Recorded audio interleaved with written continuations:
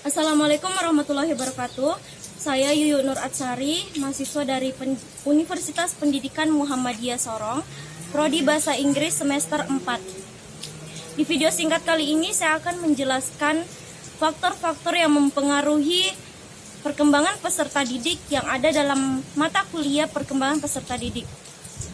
Faktor yang mempengaruhi perkembangan peserta didik itu ada dua, dibagi menjadi dua, yaitu internal dan eksternal.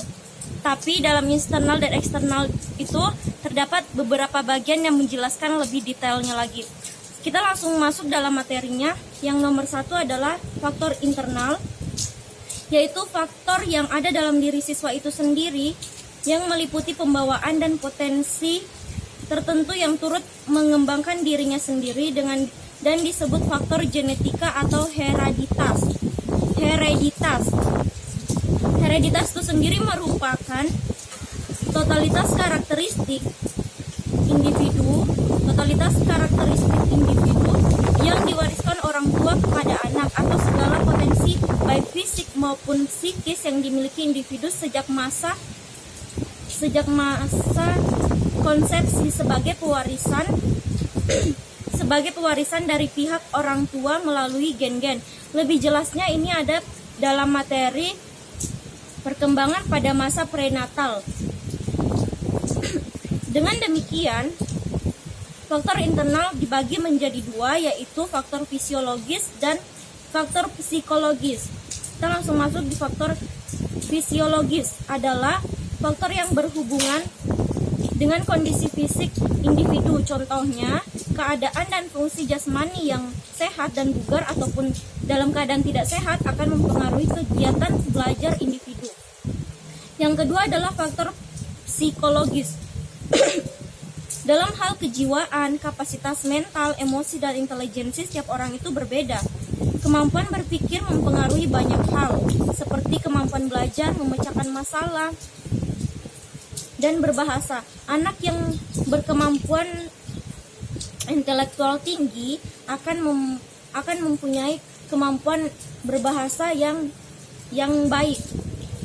Dan pengendalian emosional secara seimbang sangat menentukan keberhasilan dan kecerdasan dalam perkembangan sosial anak. Adapun faktor psikologis yang utama mempengaruhi proses belajar anak adalah kecerdasan siswa, motivasi, minat, sikap, dan bakat.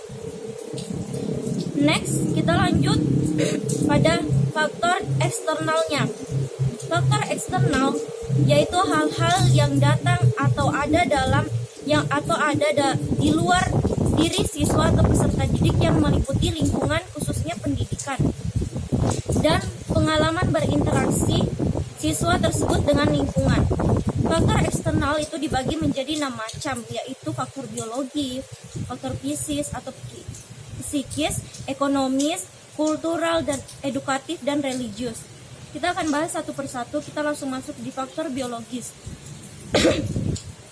Biologis dalam konteks ini adalah faktor yang berkaitan dengan keperluan primer seorang anak pada awal kehidupannya. Faktor ini wujudnya berupa pengaruh yang datang pertama kali dari pihak ayah dan ibu. Yang kedua adalah faktor psikis atau psikis.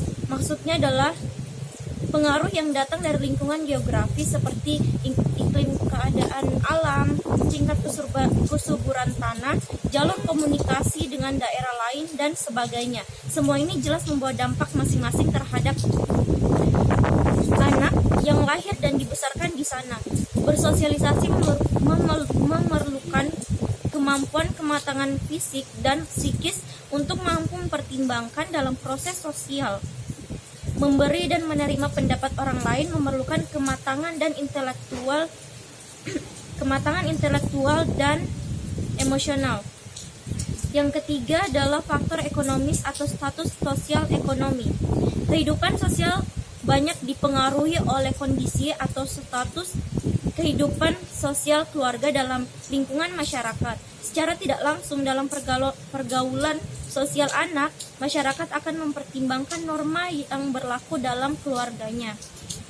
Lanjut adalah faktor kultural.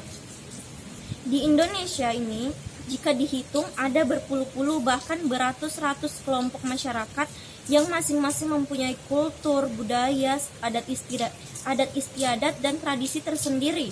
Dan hal ini pun yang terkadang membuat perbedaan itu menjadi masalah,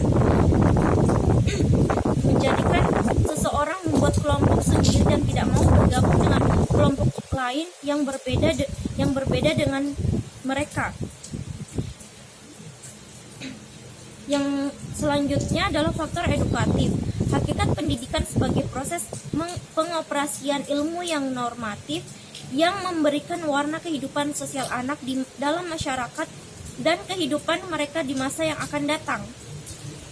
Pendidikan dalam arti luas harus diartikan bahwa perkembangan anak dipengaruhi oleh kehidupan keluarga, masyarakat, dan kelembagaan. Yang terakhir adalah faktor religius. Sebagai contoh, seorang anak kiai sudah pasti akan berbeda dengan anak lain yang bukan anak kiai, yang sekedar terhitung orang beragama, lebih-lebih yang memang tidak beragama sama sekali. Ini adalah persoalan perkembangan pula, menyangkut proses terbentuknya perilaku seorang anak dengan agama sebagai faktor penting yang mempengaruhinya, karena fondasi agama merupakan salah satu faktor yang sangat berpengaruh dan berperan penting sebagai media kontrol dalam perkembangan peserta didik. Oke teman-teman, mungkin sekian yang bisa saya sampaikan. Kurang dan lebihnya saya mohon maaf jika ada kata-kata yang kurang berkenan. Semoga video ini bisa bermanfaat untuk banyak orang. Wassalamualaikum warahmatullahi wabarakatuh.